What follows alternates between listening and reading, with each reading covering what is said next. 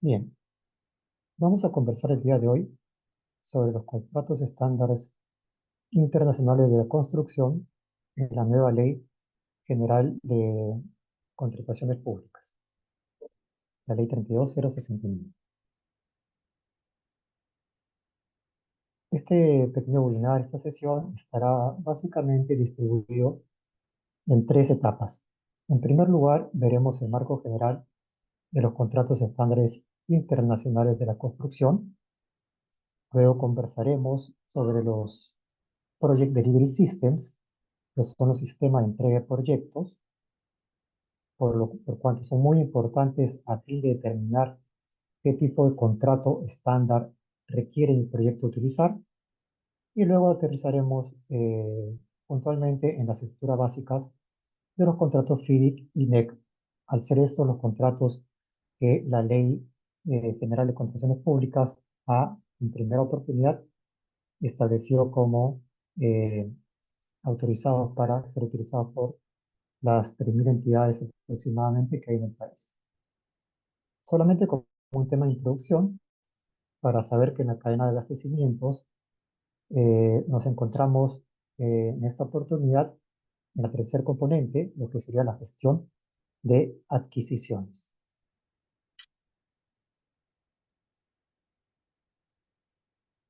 Lo que ha señalado la Ley General de Contrataciones Públicas en su artículo 59 es que para el caso de consultorías de obras, la ejecución de obras y gestión de instalaciones se pueden utilizar estos contratos internacionales estandarizados de ingeniería y construcción. Pero esto está limitado a la estrategia de contratación. Eso es muy importante, esa palabrita. La estrategia de contratación me va a permitir a mí determinar qué tipo, si es idóneo o no, pero en primer lugar, utilizar un contrato estandarizado y en segundo lugar, cuál tipo de contrato utilizar. Y también el reglamento posteriormente incluye también los servicios de mantenimiento vial. Entonces, la estrategia de contratación es muy importante porque me permite justamente determinar qué tipo en primer lugar, si es conveniente, idóneo, utilizar un contrato estandarizado y en segundo lugar, cuál es el idóneo. Entonces, la Ley General de Contrataciones te pone diversos componentes a analizar. Principalmente, para efectos de este webinar, me parece importante destacar la asignación de riesgos que está contemplada en determinado contrato y también el análisis comparativo de los distintos sistemas de entrega de obra que contempla cada uno de ellos. Entonces, la estrategia de contratación tiene diversas variables a fin de determinar qué tipo de contrato utilizar. Pero como les digo, principalmente hay que abocarnos en lo que es la asignación de riesgos y el sistema de entrega de proyecto, el Project Delivery System. Ahora bien, esta definición eh, que ya está recogida en la Ley General de Contrataciones Públicas, vigente del 22 de abril de este año, no es nueva. Ya la disposición complementaria final del Decreto de Urgencia 21-2020, este que establece los modelos de ejecución por inversiones públicas, ya tenía esta definición contemplada en su cuerpo normativo y la entendía como formas contractuales estándar, es decir, uniformes, que de manera simple y clara establecía pautas para llevar a cabo la relación jurídica y eran emitidos por organizaciones internacionales especializadas, pertenecientes a la industria de la construcción. Este dispositivo particularmente puso como ejemplo los contratos NEC los FIDIC y los ENA, que son de Japón.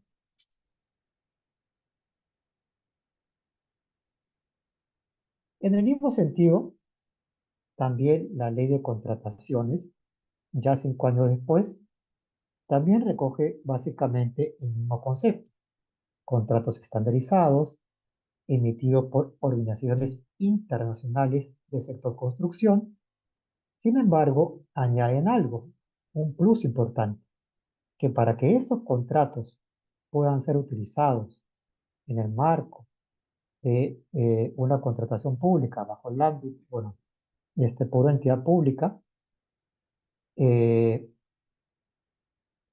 ponen como requisito que sea aprobado mediante resolución directoral o la Dirección General de Abastecimiento, órgano rector del Sistema Nacional de Abastecimiento en el país.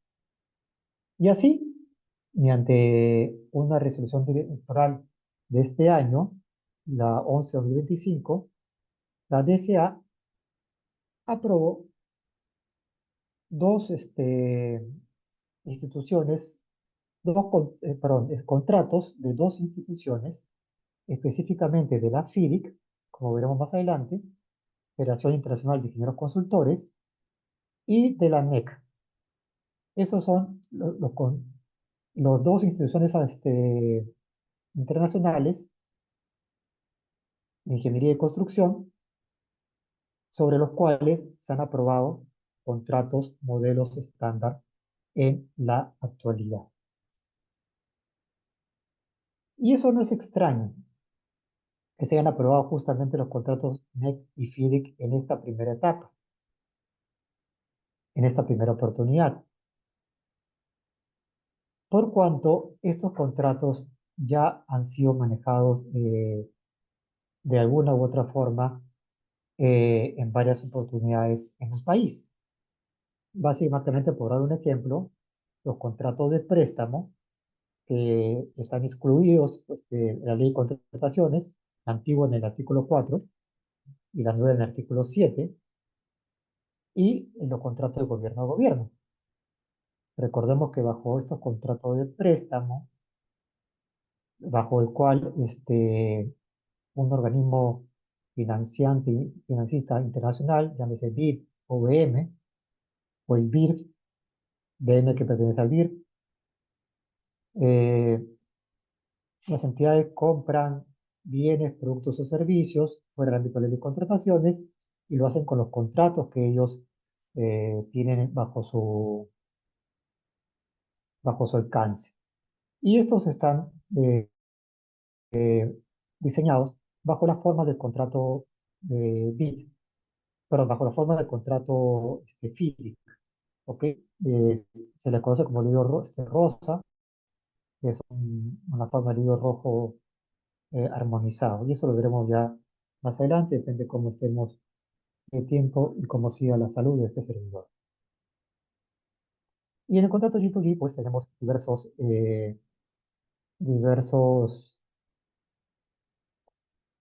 que han sido ejecutados bajo G2G. El más emblemático, pues, este proyecto especial para la preparación, desarrollo de los Juegos Panamericanos y para Panamericanos del año 2019, en el cual se utilizó el formato NEC 3 en su tipo E, el NEC 3 en su versión NEC. Ya lo veremos también más adelante.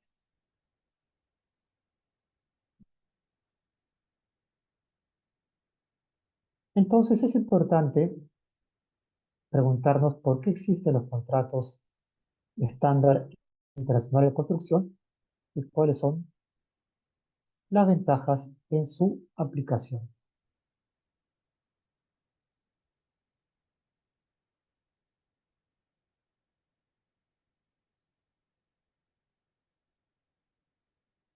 Ya al tener la noción que estamos ante contratos modelo utilizado recurrentemente en muchos proyectos a lo largo de distintos países, queda claro que estamos ante cláusulas que son predecibles para los distintos operadores en el país y en el mundo.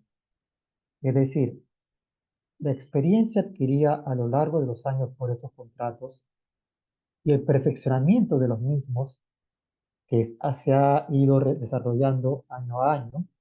Veremos el tiempo nos alcanza, como los contratos FIDIC del año eh, 57, que fue el primer contrato del libro rojo, ha ido mejorando año a año, perfeccionando en distintas versiones, hasta el año 2007, que es el actual con sus enmiendas que tiene y su reimpresión en el año 2022, a fin de ir a las realidades de cada proyecto y a las experiencias que han habido en los mismos. Entonces, obviamente, esto reduce los costos de transacción, reduce los conflictos, porque al redactar porque las partes ya tienen conocimiento de cómo se están asignando los riesgos y cuáles son el alcance de sus compromisos, de sus responsabilidades en el mismo. ¿Y de qué más está a decir? Que también incentiva el interés de potenciales proveedores, es decir, eleva la competencia de participación en un procedimiento de contratación, porque tienes a distintos proveedores a lo largo del mundo que ya conocen este tipo de contratos y tienen mayor, digamos, eh, eh, mayor decisión de poder participar en un procedimiento, en una obra, en un proyecto, sobre el cual ya conoce las reglas para el mismo.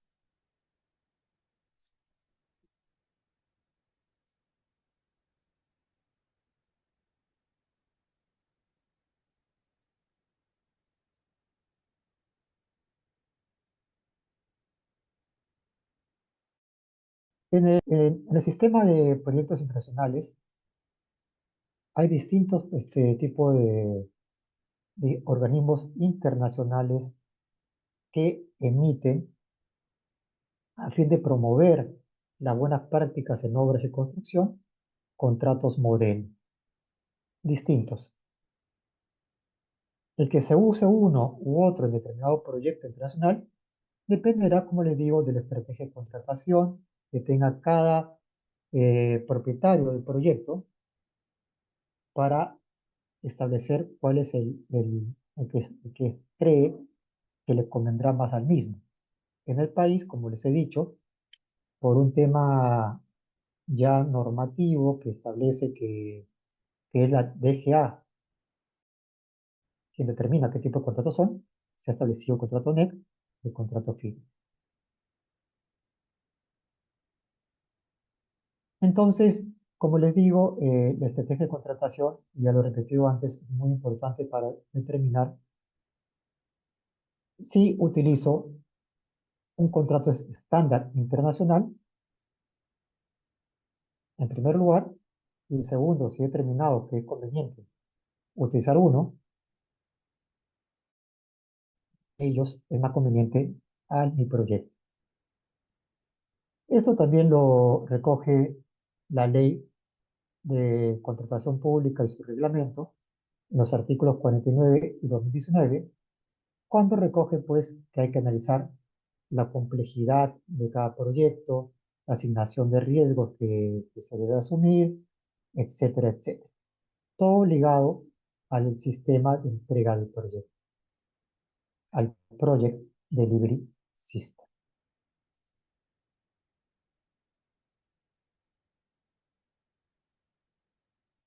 Para efecto de esta exposición, vamos a hablar de 5 proyectos, de 5 sistemas de entrega de proyectos que, que son el tradicional, el diseño y construcción, 2 tipos de gerenciamiento, el de alianza y el Early Contractor Involvement.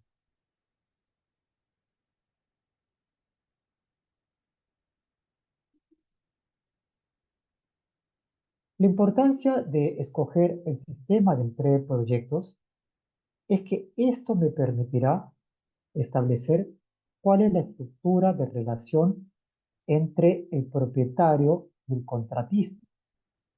Es decir, qué nivel quiero yo de responsabilidad que tenga las partes que están involucradas en el proyecto. De ahí su importancia. Y qué más está a decir que eso está estrechamente vinculado a la asignación de los riesgos.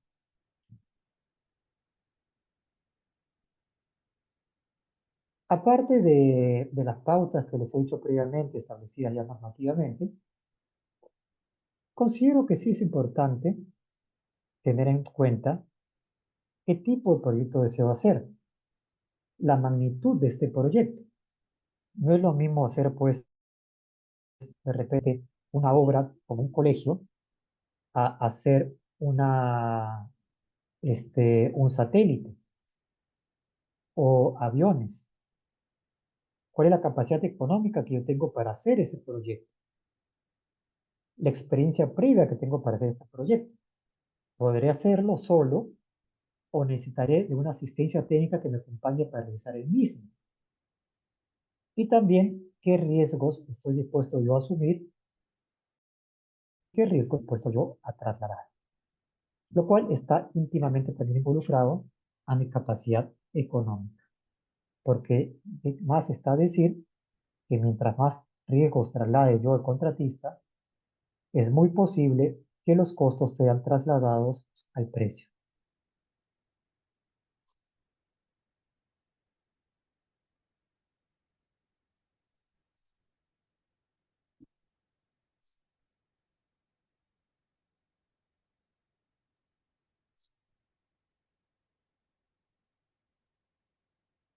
Respecto a los sistemas de proyecto, en primer lugar, el sistema tradicional es denominado internacionalmente Design, Bid and Build.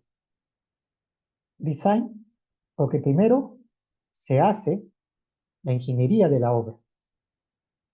Primero se hace, pues, lo que se conoce, pues, bajo la normativa nacional, el expediente técnico, la ingeniería. Luego de ello, hay una licitación para escoger a quién va a realizar el proyecto, a quién va a ejecutar la obra. Y luego se va a ejecutar la obra con el diseño de la obra que le ha entregado el propietario al ejecutor de la obra. Entonces, el ejecutor de la obra, bajo el diseño, bajo el PDS tradicional, ejecuta la obra con el diseño que le ha dado el propietario de la obra. Bajo el diseño tradicional, se entiende que el propietario de la obra es responsable por el diseño. El PDS diseño y construcción, el propio ejecutor de la obra también va a hacer el diseño. Tenemos una empresa que va a hacer el diseño de la obra y también va a ejecutar la misma. Bajo los sistemas de gerenciamiento, el propietario de la obra contrata a una empresa para que le ayude a que facilite la ejecución del proyecto, lo que se llame, lo que se llama para que gerencie el proyecto. Y hay dos tipos. En el primer caso, este gerenciamiento, esta gerencia, actúa como un asesor técnico legal, pero los riesgos que asume no son mayores y no necesariamente garantiza el éxito del proyecto. En la gerencia de riesgo, sí tenemos a un gerente que va a contratar él mismo al diseñador y él mismo va a contratar a las personas o a la persona bajo sus contratos para que haga la ejecución de la obra. Entonces, en este caso, sí hay una relación entre el propietario y el gerente y el diseñador que construye la obra. Me explico. El gerente tiene contratos con el diseñador de la ingeniería y con el constructor de la obra. En el PDS anterior que vimos, el propietario tiene un contrato y el propietario es quien directamente tiene un contrato con el diseñador y con quienes van a construir la obra. Esa es la diferencia. De más está decir que en este caso, el gerenciamiento sí, en este último caso, sí tiene pues que hacer asume los riesgos de entrega de la obra. Y los proyectos de colaboración, de colaborativos propiamente dicho, los proyectos colaborativos, se involucra desde muy temprano, desde el inicio del proyecto, se involucra a todos los participantes del proyecto. Se involucra a la gerencia, al diseñador, al que va a ser supervisor, al ejecutor de la obra, todos desde el principio, para que todos desde el principio puedan aportar ideas, puedan aportar la mejor solución a posibles problemas que se susciten en este proyecto, a través de sus experiencias, a través de su personal, con tanta especialización en estos temas. Entonces, en este caso estamos que desde el principio, no por etapas, sino desde el principio, todos trabajan como un solo equipo.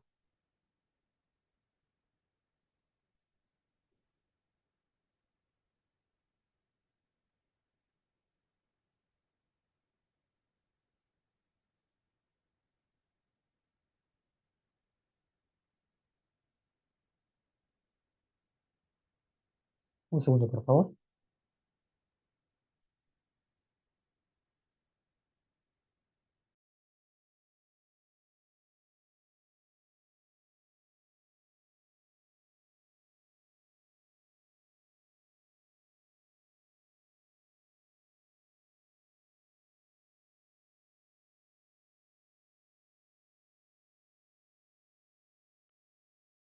Bien, como les dije, los contratos FIDIC, esta Federación Internacional con sede en Ginebra, Suiza, creada en el año 1913, tuvo su primer contrato de libro rojo en el año 57.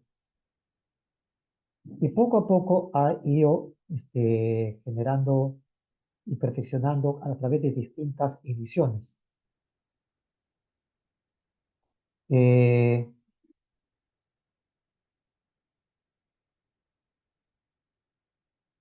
Actualmente, bueno, la primera edición del libro conjunta, del libro Plata, María y Roja, fue en el año 99 y se le conoce como el contrato arcoíris. Esta, estas versiones del contrato rojo, amarillo y plata han sido hechas nuevamente en el año 2017 y tienen enmiendas en el año 2018, 2019 que han sido reimpresas en el año 2022. Y esta es la última versión que tenemos de los contratos rojo, amarillo y plata, que son muy importantes como veremos en breve. Los contratos CIVIC han sido traducidos en más de 20 idiomas y son actualmente los más utilizados en el mundo.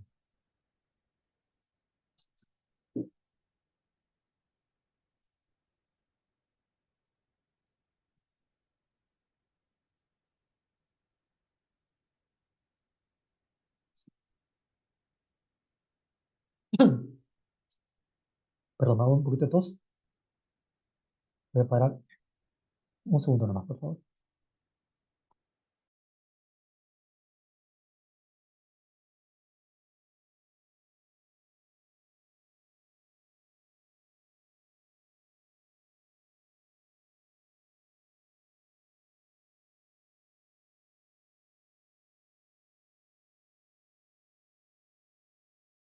El libro rojo FIDIC es un libro bajo el sistema tradicional, donde hay un propietario que ya tiene el diseño de la obra, ya sea porque la hizo él o porque la mandó a que lo haga un tercero.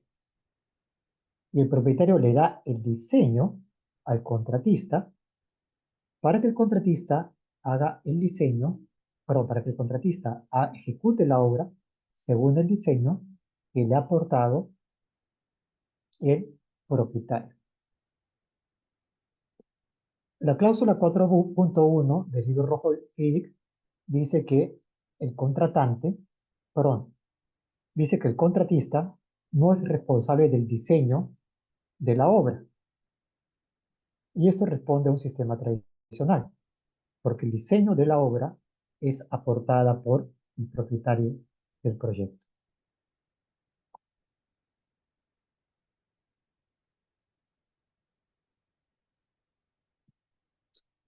Como un tema importante a señalar, es que en estos libros rojo y cinta amarillo hay un ingeniero que es designado por el contratante, que no es un ingeniero como podría ser un supervisor bajo la ley de contratación del Estado. Este ingeniero tiene mayores facultades porque también administra el contrato, interpreta el contrato cuando hay dudas, da instrucciones, por ejemplo, cuando el trabajo va demasiado lento, eh, eh, emite certificados sobre el pago, da visto bueno al personal del contratista, etcétera. ¿Ok? Entonces es importante saber que hay un rol de un ingeniero que no puede asimilarse a un supervisor bajo ley de contrataciones, sino que es un actor diferente y principal en estos libros FIDIC.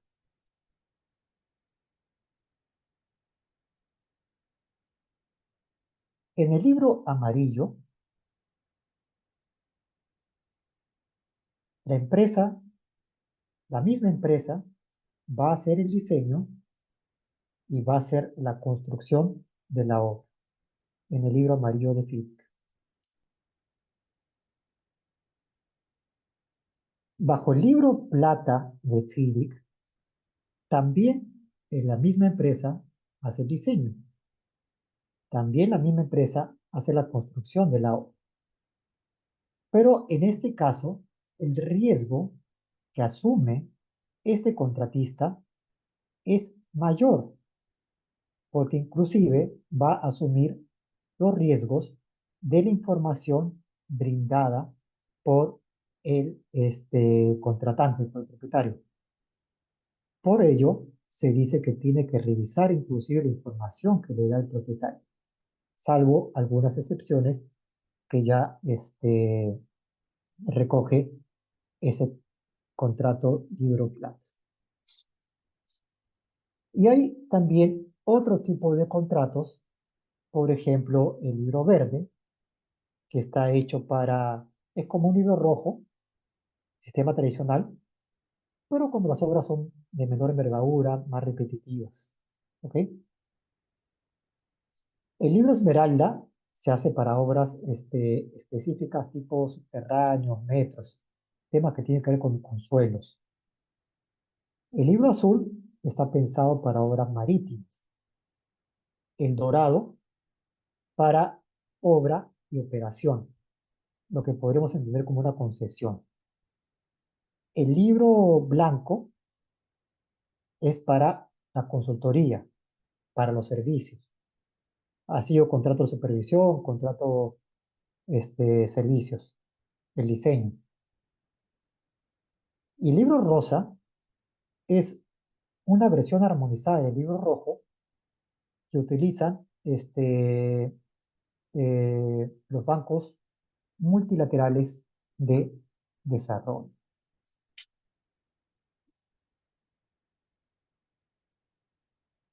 La estructura de los libros FIDIC básicamente se dividen en 21 cláusulas. En la actual versión, la que utilizamos en 2017, reimpresa en 2022, 21 cláusulas. La versión anterior, 9, 20 cláusulas. Y cada una de esas cláusulas tiene diversas subcláusulas, ¿ok? Ahora, hablamos de libros considerables, por si acaso. Por ejemplo, la versión del 99 tiene aproximadamente 30.400 palabras. Y la versión del 21, del año 2017 tiene aproximadamente 50.000 palabras. Estos son libros, esta por ejemplo la versión 2022, ¿no? Son libros que no son menores, ¿no? Este, ¿Cómo se dividen? En cada cláusula hay una figura. Por ejemplo, la cláusula 2, el contratante, y a través de sus cláusulas establece todas las obligaciones, alcances de la figura del contratante. La 3, ingeniero, la 4, contratista, y así sucesivamente. ¿Cuál es la diferencia entre la, la cláusula de la Libro FIC 2019, perdón, Libro FIC 99 y 2017? Que en el 99 la cláusula 20 y 21 estaban en una sola. En el 2017 ya se ha dividido en dos cláusulas. Aparte que también pues, se ha perfeccionado significativamente, como le digo, casi más del 50% en su redacción. La idea es que las cláusulas generales en los contratos FIDIC no se modifiquen. Y los contratantes, a través de las cláusulas particulares, las cláusulas especiales, perfeccionen lo que dice cada una de las cláusulas generales, pero que no las modifiquen, para que no las tergiverse.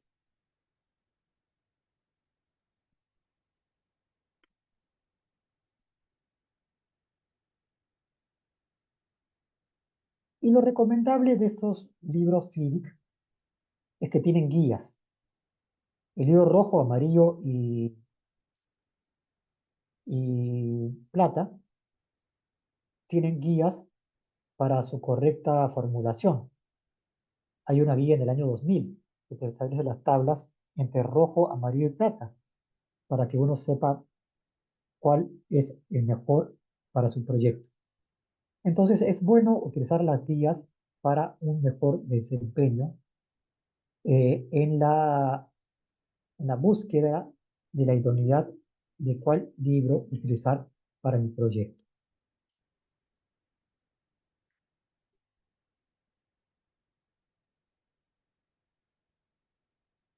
Pero ¿qué ha venido sucediendo a lo largo de los años? En muchos países, en muchos proyectos, han ido alterando mediante las cláusulas particulares, las cláusulas especiales, estas condiciones generales que no se deberían modificar. Y por ejemplo, le han quitado algunas funciones al ingeniero, o inclusive en un libro rojo han establecido responsabilidades y riesgos en el contratista por la elaboración, por el diseño, por el expediente técnico que ha sido brindado por el contratante, lo cual no corresponde pues a un PDS de libro rojo que es tradicional.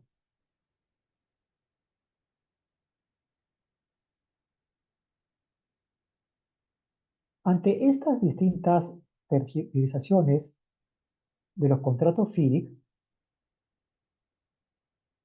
FIDIC sacó unos principios dorados en el año 2019, porque decían que sus contratos estaban poniéndose en riesgo ante tantas modificaciones que cambiaban la estructura básica de los mismos. Y estableció 5 principios dorados en el año 2019, que ellos inclusive les llaman inviolables y sacrosantos en este libro de Principios Dorados FIDIC. Y son lo que ustedes pueden ver en pantalla. Relacionado a los derechos y obligaciones de las partes, a que las condiciones particulares sean elaboradas de manera clara, que no se debe cambiar la asignación de riesgos y no se debe eliminar la Dispute Avoidance Adjudication Board, este mecanismo de resolución de disputas que tienen los contratos FIDIC. Entonces, si tú tienes un libro rojo y contratas por un libro rojo, no puedes cambiar el balance de los riesgos. No puedes poner el riesgo de la elaboración del expediente en el contratista, porque eso no corresponde a ese libro y estás alterando sus condiciones generales. Inclusive, podría ser que esta distorsión, este desbalance, desnaturalizando este contrato FIDIC, podría pensarse que este contrato puede dejar de ser considerado un contrato FIDIC. Ahora bien, es importante señalar que FIDIC no tiene un órgano, digamos, como la Dirección Técnica Normativa, un órgano a la cual uno pueda ir y hacerle alguna pregunta y ella va a consultar en forma vinculante para que tú sepas si tu contrato está bien o tu contrato está mal. No. La cultura de FIDIC se basa pues en la experiencia a lo largo de los años, la jurisprudencia arbitral respecto a estos contratos, los congresos que hay, la literatura que hay, etcétera, etcétera.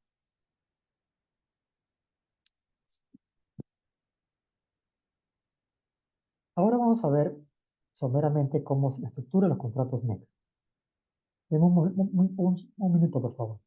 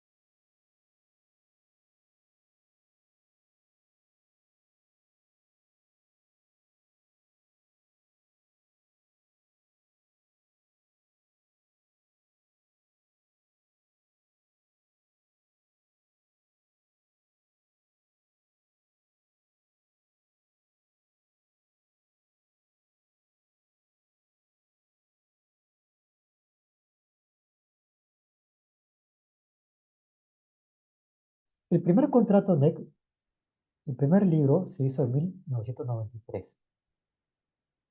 Los primeros contratos NEC.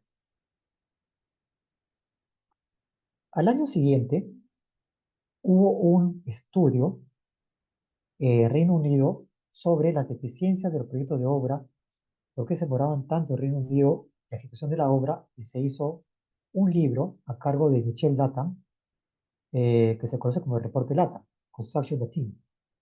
Y este libro estableció diversas problemas que había en la industria que hacían que las obras se demoraran tanto en construirse. Al año siguiente, a raíz del informe NATAM, NEC sacó su segunda versión. Y esta segunda versión recogió mucho de las recomendaciones del informe NATAM en Reino Unido, lo cual hizo que el gobierno inglés inclusive haga un memorándum recomendando el uso de estos contratos NEC. Por eso fueron tan difundidos. La tercera versión del contrato NEC fue el año 2005 y la cuarta versión del contrato NEC fue el año 2017. Entonces, acá ustedes pueden ver que los contratos panamericanos se realizó en base a los contratos NEC en su versión 3 del año 2005. Y el contrato NEC tiene diversos contratos para diseño y construcción, para consultoría, para contratar subcontratos, etcétera, etcétera. Y mientras que en el contrato FIDIC se le conoce por el color de su portada, digo rojo, amarillo, plata, etcétera, y los NEC se le conoce por sus iniciales de que corresponde cada contrato.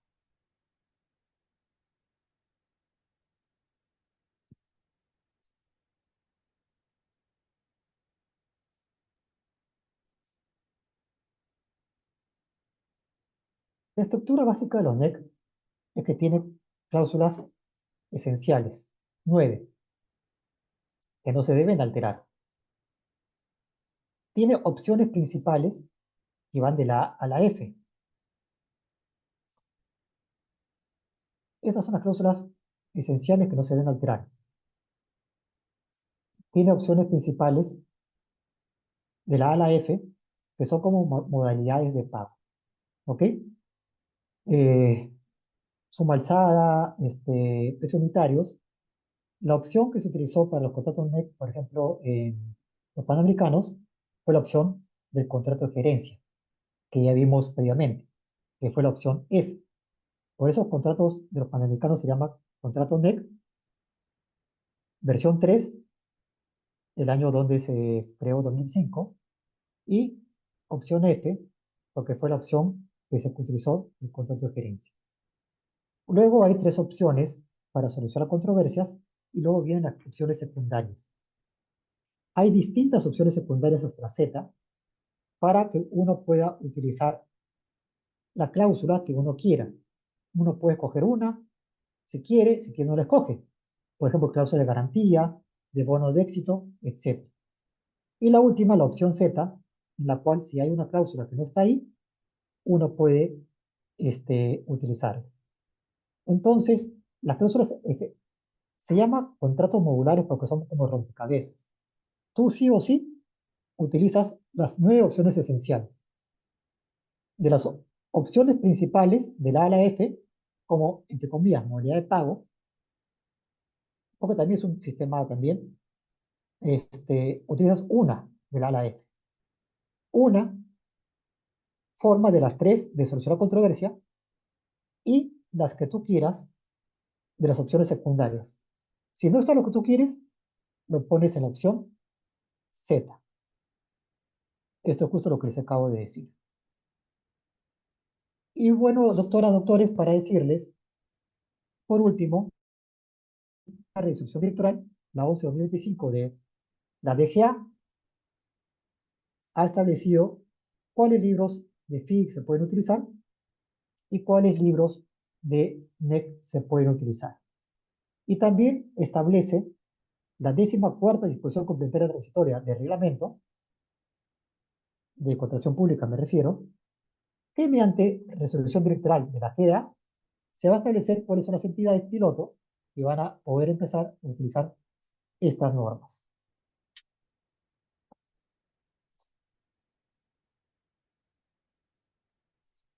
Y también te dice la ley y el reglamento que los contratos estandarizados priman sobre las distintas otras normas aplicables en el marco de la normativa de contratación estatal. Estimados doctores, estimadas doctoras, por mi parte, eso sería todo. Muchas gracias.